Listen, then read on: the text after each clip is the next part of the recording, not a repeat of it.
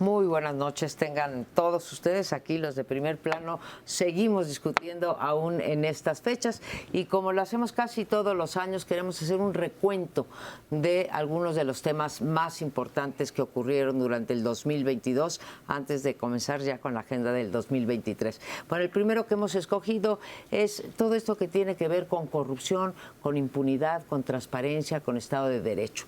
Y como son muchos temas, yo lo que les propongo o les hago un planteamiento con tres ángulos. Todos sabemos que el presidente López Obrador llegó con una promesa y montó su campaña sobre la corrupción rampante que había en el sexenio pasado o en otros sexenios también, pero que es además, o sea, clarísima fuera su diagnóstico, la corrupción estaba carcomiendo al sistema político mexicano. Y paradójicamente no hemos visto una pieza de política pública anticorrupción y antiimpunidad durante este sexenio o este cuatrienio, para decirlo puntualmente. No hay política pública anticorrupción, hay recortes a las instituciones encargadas, recortes presupuestales que se traducen en menores recursos humanos y materiales para combatir la corrupción y la impunidad. No se ha tocado el sistema jurídico, básicamente el de procuración y administración de justicia, y simplemente el tema está olvidado en los hechos, más no en el discurso.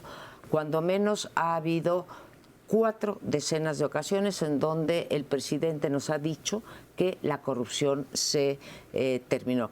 La segunda que quiero tratar rápidamente, ya me comió el tiempo, es que la esperanza entre los mexicanos se acabó. Al principio del sexenio el 60% decía que iba a mejorar rotundamente y ahora menos del 30% piensa que va a mejorar. Y el tercero que les pongo en la mesa es el recuento de los enormes, de los cotidianos actos de corrupción que estamos viendo. El peor de ellos, Segalmex, que ya duplica el presupuesto desviado en la famosa estafa maestra entre universidades y sector público. Así que no hay nada que celebrar en materia de corrupción. Oye, primero, feliz Navidad y todo, pues son temas complicados, pero bueno, espero que nuestra audiencia esté pasando unas fiestas maravillosas. Yo creo que hay ahí un elemento interesante, dices el 30%. Hay un 30% que cree que este gobierno todavía tiene tiempo de hacer cosas. Sí. O sea, trae el presidente todavía un segmento importante de la población que sigue creyendo que tiene buenas intenciones, que tiene tiempo y que a lo mejor ha hecho temas o avances en materia de corrupción. Yo veo 3 elementos que pongo sobre la mesa en los cuales no hemos avanzado y que yo juzgaba o que sigo juzgando como muy importantes en cualquier política anticorrupción. Uno, un servicio profesional, o sea, que tienda efectivamente a profesionalizarse la función pública, tema que ha estado fuera de la prioridad gubernamental. Segundo, reducir los tiempos de campaña para evitar que ese dinero que se utiliza para comprar los cargos públicos desde ayuntamientos hasta diputaciones se estreche y el poder corruptor del dinero a través de las campañas electorales no no tenga el efecto deletérea que puede tener. Creo que al revés, lo que han hecho es una administración pública de cuates, más que de cuotas, de cuates, una política que ya pues vivimos en permanente campaña electoral. Y lo tercero y último es que en vez de tener procedimientos para la contratación de obras y la negociación con el sector privado, tenemos una negociación así pegadita, ¿no? Antes era la política del capitalismo de compadres, ahora es literalmente el capitalismo del caudillo. Es decir, el presidente fija los términos de la relación con el sector privado, se enoja cuando le anuncian que viene una demanda, es decir, ¿cómo se atreven si vamos a negociar nosotros?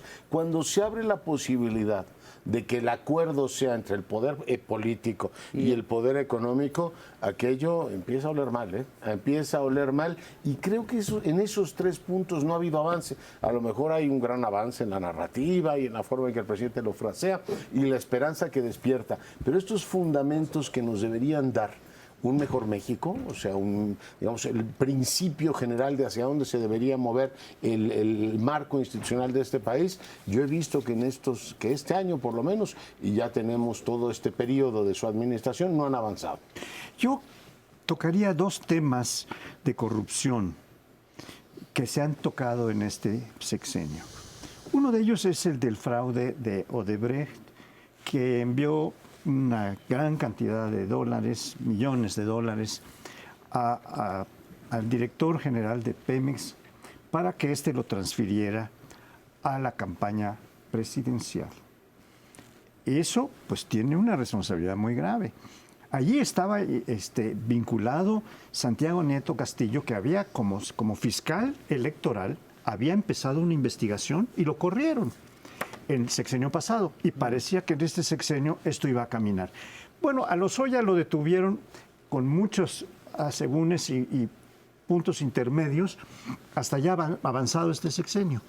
Pero todavía no tenemos una condena a Lozoya, pero mucho menos a quienes usufructuaron una buena parte de esos ingresos, que no fue solo Lozoya, sino que sirvieron para la...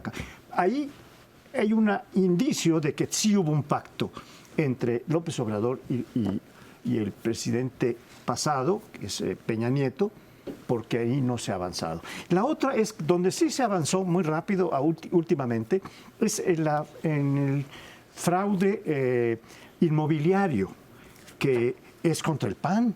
Entonces, ahí sí van a avanzar. Ya hay orden de aprehensión contra Christian von Roerich. Y está avanzando muy rápidamente ya en la documentación de cuántos pisos construyeron más, cuánto dinero esto les aportó. Y eso sí va avanzando, pero eso es una persecución claramente con un contrincante político. Yo dejaría ahí este punto.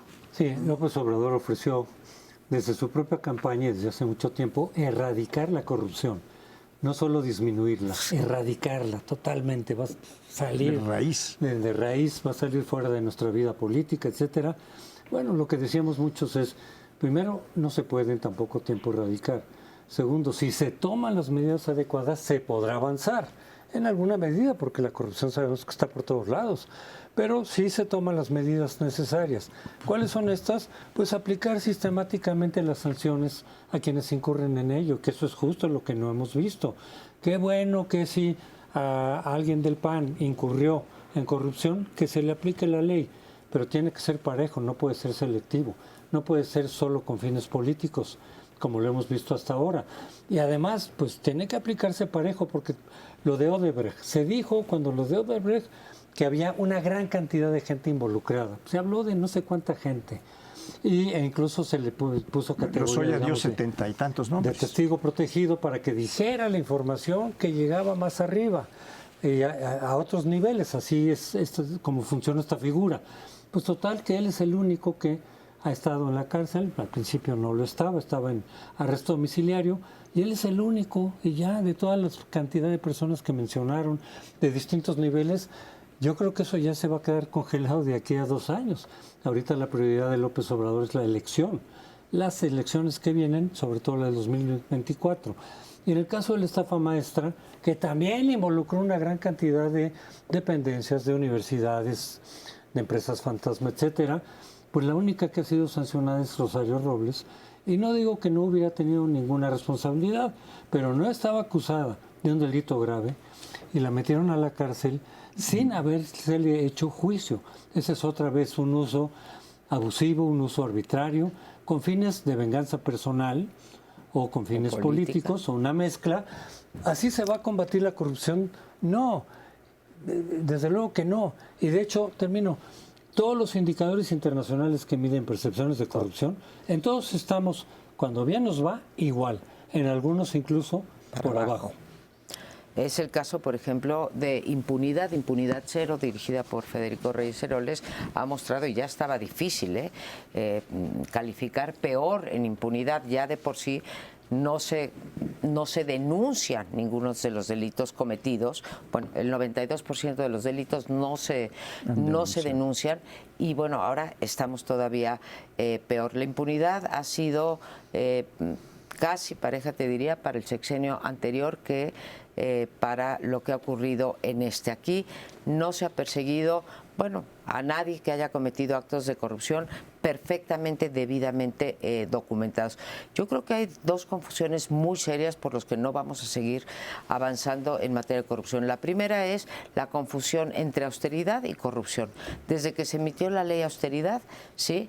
Ahí venían algo así, 50 puntos, 3 de los cuales eran sobre corrupción, los demás eran austeridad, sin pensar que muchas veces la austeridad lleva a mayor corrupción, porque es una manera de tener recursos. Te doy un dato, Leonardo, cuando tú dices, y creo que pones el punto en la llaga, el dedo en la llaga, ¿sabes cuántos integrantes del funcionariado público federal va por servicio civil de carrera? Me lo dijo Mauricio Merino, que tuvimos un Facebook Live. 2%. 2%. 2%. El resto es amiguismo. Y la tercera cosa que creo que es importantísimo mencionar son los recursos públicos. Está prohibido en el Plan Nacional de Desarrollo, y es una cosa excepcional en la Constitución, las asignaciones directas. Este presidente rompió el récord con 80% de las asignaciones dadas por el gobierno, compras o infraestructura, se han dado por asignación directa. Pues yo digo, los peruanos le llaman, ahora lo descubrí con la crisis política, la repartiza. Aquí le llamamos de otra manera, sistema de botín. Es decir, el Estado, el gobierno se sigue repartiendo para los que ganan, y eso es un desastre que en algún momento alguna generación tendrá que abordar en México. Sí hay un problema muy serio en materia de corrupción. El presidente ha desarticulado, ha llevado a la inanición el Sistema Nacional Anticorrupción. Debo decir que el INAI mantiene el cuerpo, y a pesar de que no se ha integrado totalmente el acceso a la información, que yo creo que es un elemento muy importante en la lucha contra la corrupción, ha, digamos, tomado carta de naturaleza. Pero en este último fragmento que tengo para decir algo, yo quiero reconocer a sociedad civil, y en este caso a ti, María Amparo Casar, por el enorme trabajo que hacen para documentar con un enorme rigor. Es una diferencia importante respecto al pasado. Hoy tenemos investigaciones muy concretas que nos denotan, más allá de lo que uno opine sobre ciertas políticas o sobre ciertos personajes, ciertas prácticas. Yo creo que hay materias opinables y no opinables. Cuando se documentan ciertas prácticas, la sociedad sale ganando. Y eso nos hace iguales. ¿Por qué? Porque tenemos la misma información que tiene el gobierno. Así es que felicidades pues por ello. Bueno, yo quisiera quisiera hacer un apunte jurídico, como es mi vicio por mi deformación profesional. Tú decías que un porcentaje muy bajo de los presuntos delitos se ha denunciado.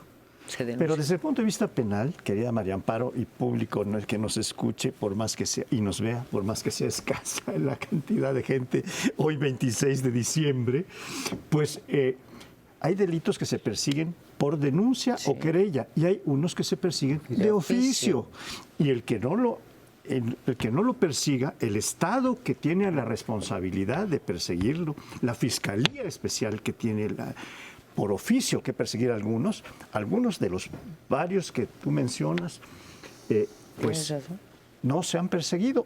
¿Hay o no responsabilidad? Sería el interrogante. Sí hay. Cuando creo que tú sí hay. no persigues lo que tienes por oficio. Literalmente.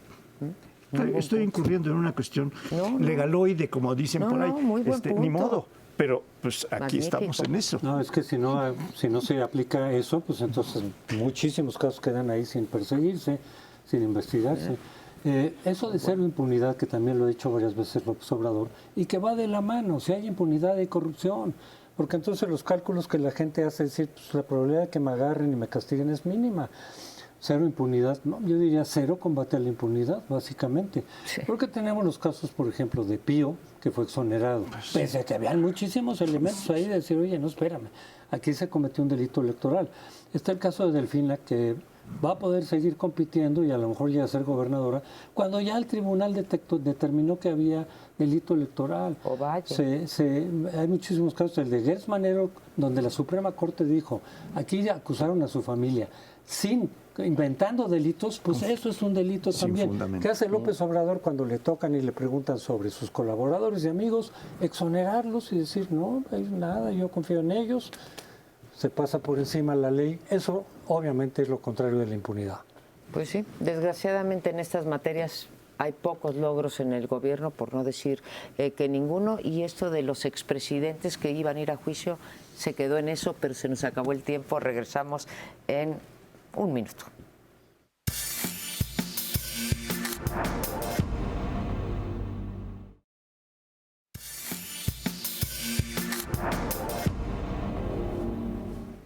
Y en este segundo bloque les propongo que revisemos cómo vamos en materia de seguridad y violencia. En estos últimos meses el presidente trató de llevar el asunto, la agenda de seguridad al ámbito político, diciendo que no le habían autorizado reformas constitucionales, utilizando este viejo argumento de que los gobiernos no dan resultado porque los legisladores no los apoyan o no tienen el apoyo suficiente para llevar adelante sus reformas. La verdad es que sorprendió mucho que después de un consenso constitucional para crear la Guardia Nacional, el presidente lo fragmentara para crear este ambiente artificial. En cualquier caso, avanzó rompiendo la coalición opositora con el apoyo del PRI, un mecanismo que lo que hizo fue diferir hacia el 26 o 27, ya no me acuerdo qué año, el tema de, 28. O 28, al 28, el tema de la permanencia de, en este caso, los militares en apoyo a la seguridad pública.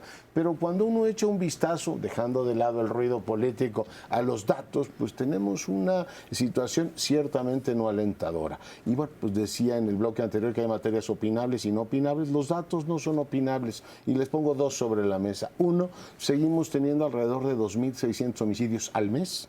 No hay guerra contra el narcotráfico. Este es un país que se está pacificando y 4 años después de los abrazos seguimos teniendo indicadores muy parecidos a los que tuvimos al inicio del sexenio. Es decir, estamos peor que, digamos, relativamente que en sexenios anteriores, incluso en el promedio mensual peor que, por supuesto, Fox y peor que Felipe Calderón. Y lo segundo que a mí me parece particularmente grave es que, citando las estadísticas recientes de impunidad cero, el 93% de estos delitos. Hay delitos como la corrupción que se deberían perseguir, pero si hay un horrendo es el homicidio. Y uno no se explica cómo en este país el 93% de los homicidios no tienen consecuencias. Y repito, son 2.600 al mes, no estamos hablando de algo que ocurra de uvas a peras, es un asunto crónico el tema de la violencia en este país que desemboca en homicidios. Dejo el tema sobre la mesa. Yo tengo una opinión adicional a la que has expuesto, Leonardo, del número de homicidios que ha crecido más que en ningún otro tiempo anterior. Tengo lo que me parece más lacerante todavía. El número de feminicidios es cada vez más alto y más, pues nos está golpeando a toda la población. Es algo terrible porque es un llover sobre mojado. La mujer de por sí tiene menos ingresos, menos acceso al trabajo, menos acceso a la educación, pero recibe justicia, la mayor violencia que podemos desatar aquí. Y el Estado está para proteger esto y no lo ha hecho. El presidente habló al principio de su gobierno de que lograría igualdad de género. Presenta su gabinete como la mitad hombres y la mitad mujeres. Hubo 2 o 3 señas de que iba por buen camino, pero cuando uno ve las cifras de los feminicidios y las condiciones en las que estos se cometen, en cada caso cada vez más lacerante, pues dice uno, bueno, pues aquí una de las principales violencias es homicidios, pero destaca dentro de ellos los feminicidios, ¿no? Sí, él había propuesto también, como una de sus metas de gobierno, el reducir significativamente la violencia en distintos ámbitos. Pero de nuevo, uno veía los proyectos y estos pues, son fantasías, están basadas en premisas que no tienen nada que ver con la realidad. Por ejemplo, que pues una de esas era lo de los programas de los jóvenes, que no digo que estén mal, pero esperar que de ahí ya no van a entrar jóvenes como sicarios a los cárteles, esa era la idea. Y que en todos los cárteles no iban a tener mano de obra de ese nivel y entonces iban a empezar a venirse para abajo, como si no fuera lo suficientemente rentable toda la actividad del narcotráfico y del crimen organizado en general, como para jalar gente siempre. Es decir, una beca no iba a compensar ni de lejos lo que pueden ganar dentro del crimen organizado. La otra era la cuestión, digamos, de predicar la moral. Por eso era lo de la cartilla moral. Tú predicas y entonces la gente, y eso se dejó ver en su discurso varias veces, háganle caso a sus mamás, a sus abuelitas. Es decir, bueno, pues ¿en qué planeta estamos o en qué realidad estamos? Es decir, yo hago una convocatoria a los mexicanos de fraternidad, de respeto mutuo. Sí, bueno, qué bueno, pero las cosas son más complicadas que eso. Y luego viene pues la cuestión de quitar a las policías, a la Policía Federal, que no digo que no tuviera cosas que reformar, que tenía que echarle más ganas, la quita y es empezar de cero de nuevo, con una Guardia Nacional y luego vinculada al Ejército, pues que la pusiste a cuidar en primer momento a la migración, no tanto a combatir la violencia pública, mucho menos la del crimen organizado. Entonces, bueno, las intenciones están muy bien y mucha gente sigue premiando las intenciones, pero cuando te bajas a los resultados, la mayoría de la gente, de los mismos que dicen que apoyan a López Obrador en un 60 o 65%, a la hora de las preguntas concretas, en este caso, de la violencia y la seguridad, está muy por abajo del 50%, muy por abajo. Las políticas anticorrupción, la política contra la violencia están reprobadas como políticas públicas por la población. Y mencionas tú lo del discurso, pues igual que con la corrupción, que las escaleras se barrían de abajo para arriba y en este caso de violencia, abrazos, no balazos, ¿sí? Son muy peligrosas porque sí, en efecto, llaman mucho la atención, pero no se traducen en políticas públicas, en un diagnóstico indispensable para hacer una política pública. En el caso de las policías, vaya, todos podemos entender que el ejército haya tenido que entrar a reforzar las tareas de seguridad pública, pero no solamente quitaron a la policía, José Antonio, dejaron de darles recursos y dejaron de preparar policías para que eventualmente ahora va a ser en el 28, ¿sí?, pueda regresar una policía civil.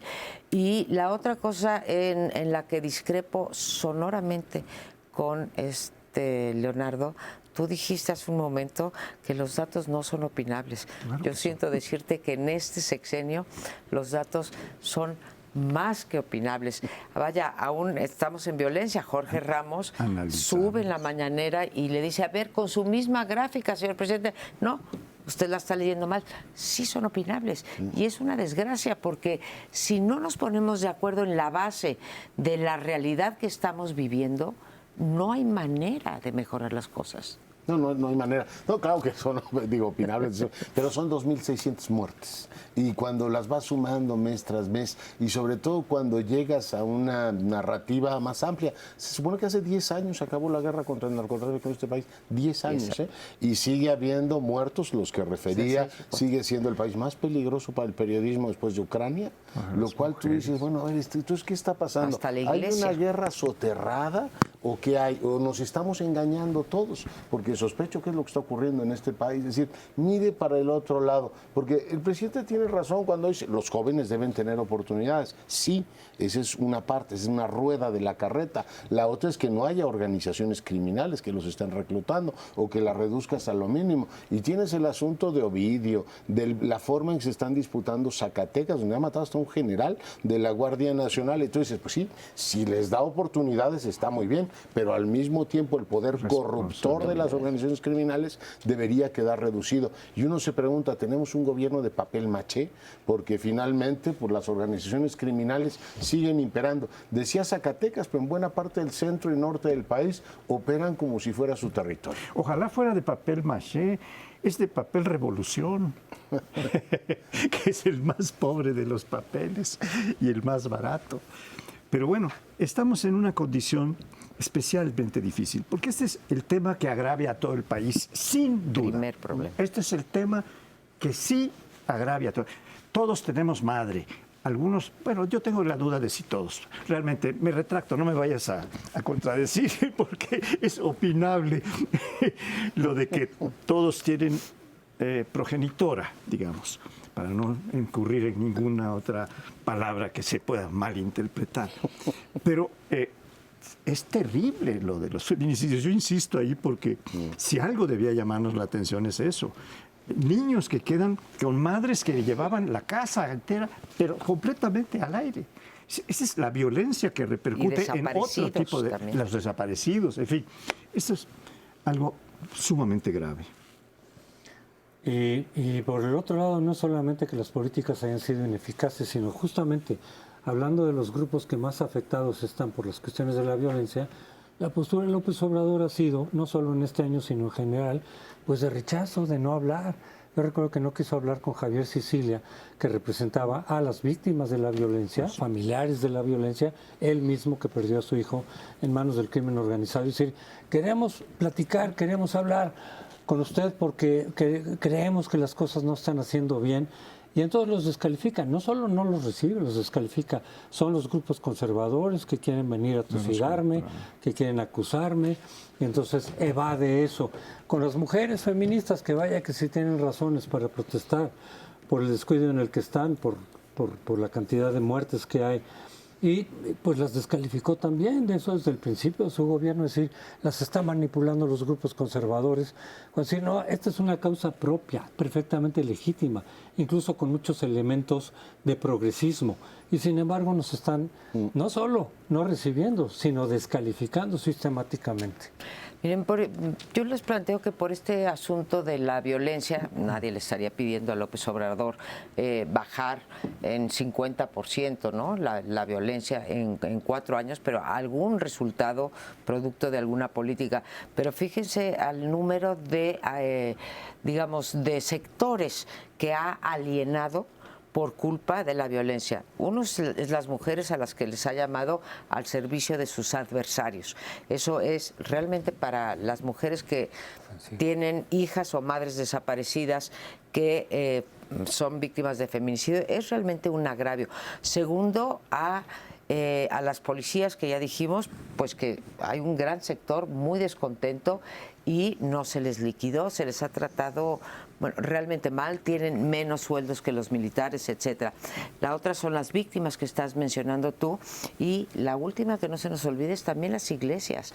No solamente estamos rompiendo récord en periodistas, bueno, ya rompimos récord en periodistas, sino también en las iglesias. Y el otro tema de la violencia son violencia y elecciones, pero nada más lo apunto. No, ese es un tema. Yo a mi mamá sí le hago caso, siempre me dice, cuídate mucho, Leonardo, de las malas compañías. Por eso a mis amigos... Pero se refiere a quién. Lo mejor de cada casa. Te protegemos, te protegemos. No, pero yo creo que estamos ante una grave crisis, lo ligo con el bloque anterior, de estatalidad. O sea, cuando un Estado no está en condiciones de reducir la violencia dramáticamente, 2, reducir la impunidad, y 3, en este caso, abatir la posibilidad de que las organizaciones criminales sigan haciendo su actividad, ya no solo con drogas, cobrando derecho de piso y extorsionando a la población. Entonces dices, bueno, el Estado es políticamente muy potente, pero administrativa y en materia de imponer el orden es extraordinariamente débil. A eso le llamaría crisis de estatalidad, que está muy dominguero para tiempos navideños, pero es parte de lo que tenemos, una grave crisis de imponer orden.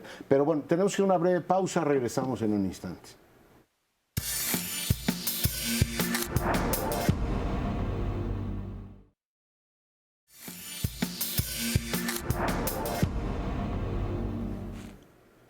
Bueno, y vamos a entrar al tema de política, elecciones, partidos, sucesión adelantada, todo lo que ha ocurrido en este año, que ha habido mucho movimiento, mucho debate al respecto. Bueno, yo empezaría, digamos, con las elecciones que hubo de 6 estados en las cuales ganó 4 Morena. En esta avalancha que desde el 2018 hemos visto, donde Morena a partir de ese año ha ganado 22 de los 32 estados, es decir, realmente ha sido un movimiento en favor de Morena, del cambio, de la esperanza, del hartazgo respecto de PRI, PAN y PRD, donde ha gobernado también, que le ha sido favorable a Morena. El año pasado en la constitucional, en la federal, en la del Congreso no le fue tan bien, tampoco tan mal, pero perdió cerca de 50, más de 50 curules. Pero los estados le ha ido muy bien. Y por otro lado está, pues básicamente lo que hemos visto del adelanto por parte del gobierno, algo que no habíamos visto, porque lo que era típico era que de la oposición, desde unos años para acá, no siempre, de unos años para acá, que los opositores levantaban la mano y empezaban a moverse y a hacer campaña y empezar a hacer vínculos, etcétera, con la clara pretensión de competir para la sucesión presidencial. Ahora se cambió la regla. Siempre el gobierno, siempre el partido en el gobierno esperaba hasta el final para que se designaran quiénes serían los precandidatos.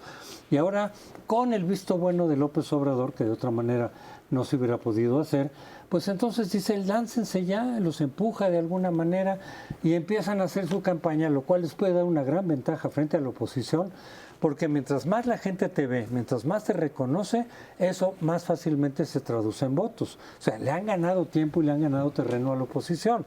Por otro lado, sí se puede tener la desventaja de los pleitos internos, sí, pero lo que yo sí veo grave es que se utilicen los recursos públicos de los cargos en los que están los diferentes prospectos, porque eso claramente está violando la ley electoral y bueno, pues se hacen de la vista gorda y a nadie le importa. Mira, ligado a este tema electoral que sin duda es importantísimo, pero que está vinculado pues, con procesos democráticos, yo diría que este fue un año particularmente dañino en términos de poder documentar los retrocesos en lo que uno llama democracia, no solamente democracia electoral. Desde luego, democracia electoral, vimos los embates al INE, acompañadas de la famosa marcha y la contramarcha que logró parar la reforma electoral, que sí hubiese sido en términos del 24, bueno, también del 23 en Coahuila y Estado de México, pero sobre todo en el 24 hubiera sido muy dañino. Todos estos intentos por dañar lo que se ha construido en términos electorales, pero también en términos de pesos y contrapesos para el Poder Ejecutivo en las últimas 3 décadas, en cada uno podemos estar documentando esta ida para atrás.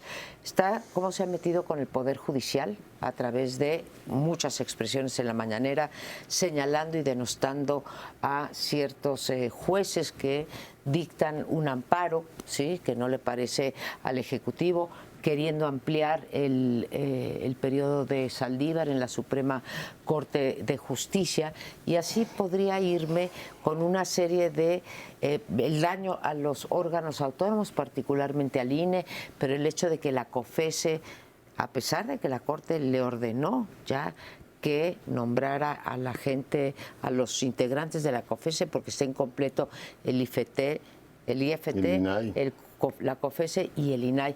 Entiendo que hay 100 cargos sin nombrar por omisión del presidente. Entonces, todas estas actitudes de golpeteo a lo que se ha construido en materia de democracia más ampliamente y de democracia electoral, creo que fueron notables este año. Bueno, yo quisiera tocar 2 temas. Uno es la degradación del sistema de partidos en México, que hemos tenido muy patentemente durante todo el sexenio, pero este año ha sido particularmente degradante la circunstancia. Estoy dirigiendo una tesis de doctorado en la UNAM que se llama la presidencialización de Morena. Esto es una tesis que está mostrando y documentando una cantidad de cosas que muestran cómo claramente el presidente del partido es el presidente de la República. El partido hace literal, miméticamente lo que el presidente ha ordenado, directamente en sus mañaneras o indirectamente a través de quienes quiere transmitir la consigna. Y estamos teniendo una protección de partidos verdaderamente, que espero ahora con estas circunstancias pierdan el registro, como lo planteé hace mucho tiempo, y lo planteó muy bien Sergio Aguayo, nuestro compañero, que era que la pérdida del registro del Partido Verde se imponía. Estaba totalmente probado cómo estaban violando una y otra vez. Pero ahora quedó completamente comprobado con quien le entregaba el dinero a Pío, tenía parte del delito. Era el que estaba abonando pues un cohecho, o una utilización de recursos públicos que venían del gobierno de Chiapas, del Partido Verde, a Morena. Entonces, estamos degradando esto.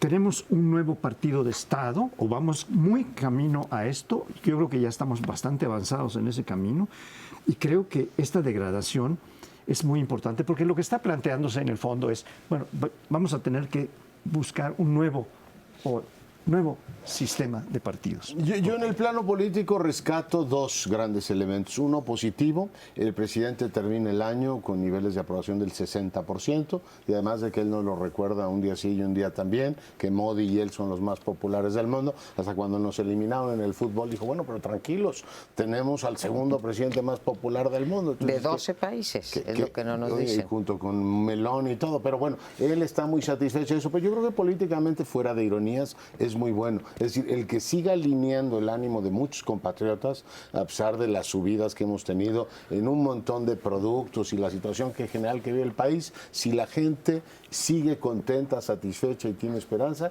yo a eso le doy un valor político muy importante. Y creo que sí, tenemos ahí una gobernabilidad funcional que había que poner en el casillero de lo positivo. ¿Qué veo negativo? Pues que buena parte de lo que ha sido el debate político ha sido entre aburrido, ramplón y poco productivo. Las tres reformas que planteó el presidente ni dan más PIB, ni nos hacen mejor estructurado como país, ni más sabios ni más santos. La reforma electoral nada más nos metió una discordia de los mil diablos y no aporta nada para mejorar la democracia de este país. La reforma eléctrica, que era un tema del presidente, quedó entre azul y buenas noches y no aportó nada más que confusión con los socios. Y el resto, pues no. La Guardia Nacional. El tema de la Guardia Nacional fue una discordia, la que ya hablábamos hace un ratito, que la fracturó. No te agrega un solo punto al PIB, no te hace un país mejor, y lo único que hizo fue un desgaste enorme, amén de una cosa aburridísima. Nos pasamos 6 meses hablando aquí de temas electorales, que dicen, oiga, llevan 25 años discutiendo el mismo tema, ya como que le deberíamos variar. Entonces, bueno, pues así lo veo, ¿no? Por un lado, un elemento positivo de un presidente extraordinariamente popular, que subrayo, creo que es algo bueno para el país, que la gente esté contenta o que confíe en su gobierno, y por otro lado, un debate público tremendamente improductivo. Son 3 reformas que lo único que nos dejaron fue un mal sabor de boca. Pues no solo improductivo el debate, sino que yo creo que en este año se ha incrementado la polarización, la confrontación, el diálogo de sordos, porque la argumentación técnica queda afuera. Cuando se plantean planteamientos técnicos, decir, oiga, es que esta política no va a funcionar o no está funcionando por tal, la que ustedes quieran, Tren Maya, el aeropuerto, políticas públicas, programas sociales, la reforma electoral. La respuesta no es técnica, sino ideológica. Si es que ustedes quieren que el país se hunda. No, no queremos eso. Sí, entonces ya no hay nada que platicar. Es que ustedes quieren que los pobres sigan siendo pobres. Es que ustedes quieren que la gente no participe directamente en muchos temas. No, no es eso. Entonces es una descalificación ideológica porque quieren seguir robando, etcétera. Y eso hace que pues no haya ese debate, ya no digas si es interesante o no, sino productivo en términos de podernos entender, poder encontrar opciones. Y yo creo que eso viene, para lo que sigue. En los próximos 2 años yo creo que la intensidad de esta confrontación y de esta polarización y descalificación se va a incrementar porque está del otro lado las elecciones del 2024. Sí, no parece, ya lo discutiremos el próximo lunes, que el 2023 vaya a ser un año fácil, pero si me preguntaran, casi siempre hablamos aquí pues de leyes que se violan o de leyes que se quieren pasar, de reformas, en fin, de las instituciones. Yo quisiera mencionar una cosa que ha sido muy característica de estos primeros 4 años de López Obrador, que es lo que he llamado en algunas veces que he escrito, que es un hombre fundamentalmente apolítica democrática, apolítico. Es un hombre que no negocia, que no discute, que no congrega, eso tiene que ver con la polarización, ¿sí? Que no escucha, incluso se dice que no escucha, ya no digas a los extraños, a los del círculo íntimo, ¿no? Es un hombre que decide él mismo, y la mayor muestra de la falta de comprensión de lo que es una democracia me parece el hecho, ahí sí creo que los datos no se discuten, es que no se ha juntado ni una sola vez en 4 años con las bancadas parlamentarias de oposición. O sea, no hay interlocución, le da igual lo que piensen, no está dispuesto a sus iniciativas, no se le mueve una coma. Eso es un estilo de gobierno. No se reúne ni con la suya, ¿no? Le meten duendes ahí por todo lo demás. No, la actitud del presidente desde el inicio ha sido descalificarlos moralmente. ¿Yo por qué voy a hablar con un derrotado moralmente? Y así ha venido tratando de desincorporar actores a los que a todos les quita calidad moral o los llama vendepatrias. Y cada una política por esa vía no invita al diálogo, invita a la descalificación automática. Y precisamente por eso en este discurso, desde las mañaneras, acusa, descalifica, calumnia y luego no rectifica y ni siquiera permite que la gente le diga, oiga, esto que usted dijo de mí no es cierto. Entonces, de allá para acá, todo. De acá para allá, para acá, nada. Se cierra completamente, pero nos vamos al último segmento. Se cierra el bloque.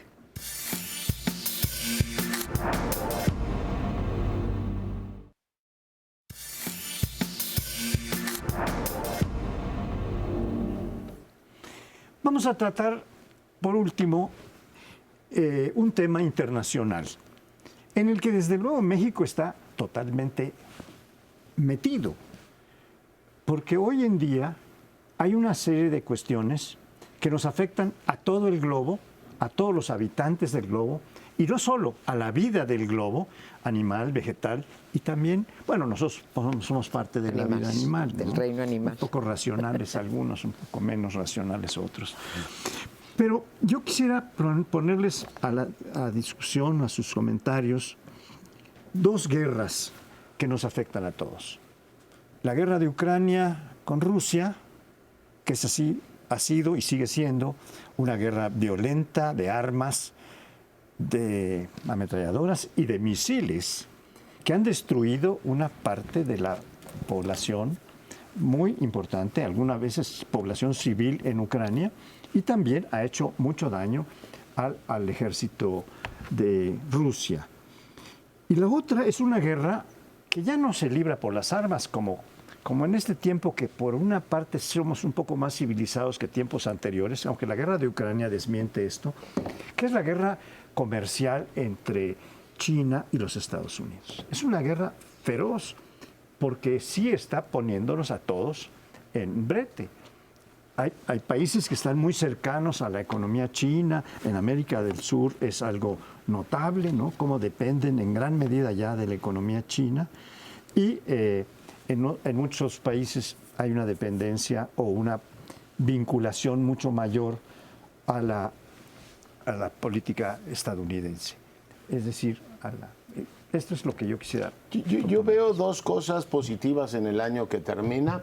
Uno, a pesar de la pasión rusa del presidente, que no se ha atrevido a decir que Rusia invadió Ucrania, como los hechos lo describen, también eso es materia de polémica. En este caso, México ha mantenido una posición razonable y coherente en Naciones Unidas. Termina nuestra participación en el Consejo de Seguridad y los votos han sido con la mayoría. En ningún momento hemos tenido un choque con nuestros aliados, por tanto, destaco eso, a pesar de la pasión presidencial por no condenar a Rusia y su simpatía con Putin, que por cierto también le cae bien, porque le llamó cuando estaba enfermo. No me detengo demasiado en ese asunto. Ahí, a pesar de todo, se mantiene el Estado. Dos, seguimos teniendo una actitud benigna de parte de nuestros socios, que en este caso Biden ha decidido que con México no se va a pelear, independientemente de lo que ocurra. El tono constructivo con nuestros vecinos ha permitido que la relación crezca y no haya un ambiente tóxico como el que ha habido en otras décadas. Yo creo que también es un elemento importante. En gran medida responde a que el presidente ha decidido que la cercanía, el que se llama nearshoring, es una prioridad y por tanto mantener a raya a los chinos es como una política de su gobierno, cual nos da cierta tranquilidad. En donde he visto que ocurren, digamos, un poquito más de bajas es en política latinoamericana y europea. No hemos logrado avanzar nada en la relación con nuestros socios estratégicos. Hasta Chile modernizó ya su acuerdo con la Unión Europea y el presidente pues llamó al Parlamento Europeo recua de no sé qué, en fin, borregos, una cosa bastante insolente. Y con América Latina pues hemos tenido más desencuentros que encuentros. A pesar de que se hablaba de la marea roja, que había una enorme convergencia ideológica con los nuevos gobiernos de América Latina, la verdad es que no hemos pegado ni una. O sea, no ha habido esa cercanía porque pues hay una ausencia de proyecto enorme. El presidente sigue hablando de una especie de Unión Europea americana que nadie entiende bien, o sea, inspirarnos en la Unión Europea para aquí, que no vuela demasiado, y por otro lado, pues hemos tenido reuniones fallidas y muchas tarjetas de amonestación en América Latina. Por tanto, mala imagen de México en el exterior, pero en los temas fundamentales, como que hemos pasado el examen. Sí, mala imagen, ya mencionaste algún caso, pero vaya, la cantidad de recomendaciones que nos ha hecho la Organización de los Estados Americanos, pues es bárbara. Ya el Parlamento Europeo, lo acabas de mencionar tú, el llamado a que cuiden a las organizaciones sociales, la cuestión electoral también en la OEA, que fue llevada por la oposición, y en ese sentido, pues el nombre de México no se pone muy en alto. Hay otra positiva, fíjate, que es lo de la inversión extranjera. Con todo y todo, a pesar de la ausencia de garantías jurídicas muchas veces, a pesar de lo que ha pasado a raíz de la ley energética, que no de la reforma constitucional, con todo la inversión extranjera se ha sostenido, y eso pues hay que reconocerlo. No sé a qué factores se deba, pero finalmente ahí no habría mayor reclamo. Y un deseo, aparte de este reconocimiento de la inversión extranjera, un deseo es eso que se deriva del segundo tema que planteaba nuestro colega Paoli, que es lo de China, Estados Unidos, que ojalá y sí, de verdad, podamos aprovechar las oportunidades que brinda ese conflicto, no porque a mí me guste que estén en conflicto China y Estados Unidos, porque las consecuencias pueden ser muy graves para todo el globo, sí, pero sí aprovechar las condiciones de estar aquí, porque si no, las van a aprovechar otros. Ojalá y tenga esa visión de Estado el presidente López Obrador. De lo que dices de la inversión extranjera, lo que dicen muchos conocedores es que sí, que se ha mantenido, básicamente porque también este conflicto justamente entre Estados Unidos y China ha hecho que buena parte de la inversión que estaba en China se vaya a otros países. En principio deberíamos de ser receptores de más inversión de esa. Otros se han quedado en Corea, otros se han quedado incluso en Vietnam, ¿no? A pesar de la distancia. Y se ha llegado a México, pero menos de lo que podría llegar por esa cierta desconfianza que algunos inversores tienen frente a este gobierno. Porque la otra parte era esto. Sí, qué bueno que se mantenga básicamente la inversión extranjera, pero si tú querías, como era la propuesta original, crecer del 2 al 4% y luego más, pero por lo menos al 4%, pues lo que te dicen los economistas, sí, necesitas el doble o mucho más inversión extranjera de la que tienes, sostener la que tienes e incorporar no solo extranjera, sino nacional, y entonces sí puedes aspirar a crecer al 3 o al 4%. Si te mantienes igual, qué bueno, que no se vaya, pero tampoco es que puedas lograr las metas que te hayas puesto. Y lo de América Latina, es que lo de América Latina realmente se quedó como aliados con las dictaduras de América Latina, es decir, a Cuba, pues sí, la relación ha sido muy estrecha, sigue siendo. Venezuela no se diga, Nicaragua también, al grado en el cual, lo habíamos comentado, el presidente Boric de Chile dice, oigan, ¿cómo pueden quedarse callados ante las violaciones flagrantes a los derechos humanos en Nicaragua?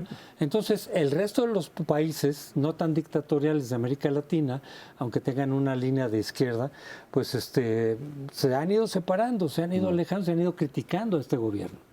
Sí, yo creo que esto es muy notable y en función no solo de Latinoamérica, sino de Hispanoamérica. También tendríamos que decir que a diferencia de lo que ha ocurrido con Rusia, iba yo a decir por poco la Unión Soviética, pero hace tiempo que no es la Unión Soviética, en donde el presidente se había manifestado pues muy cercano a las decisiones, a la posición, a la figura de Putin, y ahora pues no está apoyando así tan abiertamente ante la guerra, porque Estados Unidos lo tiene vigilado encima. Pero hay otra cuestión que es la relación con España, que es una relación muy importante, no solo culturalmente, sino comercialmente. Es uno de los países con el mayor intercambio comercial tenemos. Y entró en una discusión verdaderamente, pues yo diría que un tanto grotesca, porque a 500 años de lo que pasó, ni somos los mismos países de entonces. Nosotros los de entonces ya no somos los mismos, como dijo Pablo Neruda, un premio Nobel comunista, pero extraordinario poeta. Pues España ya no es la que puede responder por lo que pasó hace 500 años. Ni México puede reclamar. Ya no, tampoco somos el país que éramos.